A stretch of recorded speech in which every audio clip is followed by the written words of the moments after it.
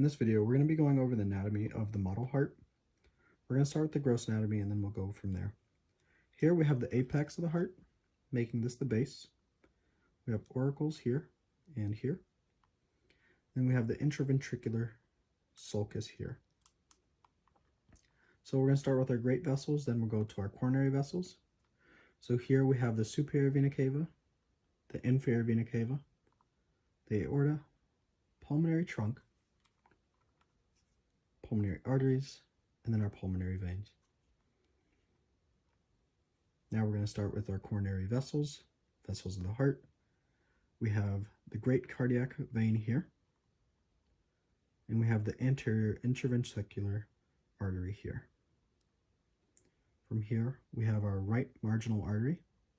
So think of marginal as in the margins of a paper, so it's on the margin.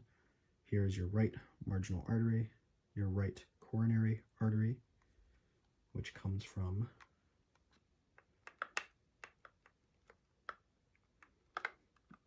there we go, right here, directly off the aorta.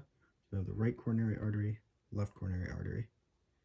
And here we also have a general structure, the intraventricular septum. Right. From there, we have the left coronary artery. Then we go into our circumflex artery, which is right here, the little red one, which is below the coronary sinus here. From there, the coronary sinus will go to the small cardiac vein, as well as the middle cardiac vein.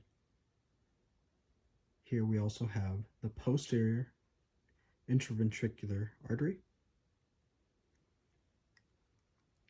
And that's all for the coronary vessels.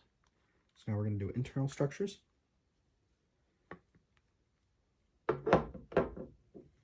So first we have the epicardium here, myocardium, then this endocardium here, which is the very almost clear layer. And then again, the intraventricular septum. So here is your right side. This is your left. So it's going to be your right atrium and your right ventricle. Left atrium, left ventricle. The left side is typically greater in space and thicker in myocardium. Here on the right side, we have the tricuspid. So think of tricuspid, try to be right. These valves have chordae tendineae. These chordae tendineae directly attach to papillary muscles. These papillary muscles, along with other muscles of the heart, are going to form a pattern called trabeculate carne, which is like this. So tricuspid is going to be on your right, and then a bicuspid here on the left, between the left atrium and the left ventricle. From here, we can see another valve, the pulmonary semilunar valve. And likewise, from the aorta, we have the aortic semilunar valve. So again, right side, right atrium, tricuspid, right ventricle, left side, left atrium, bicuspid, left ventricle.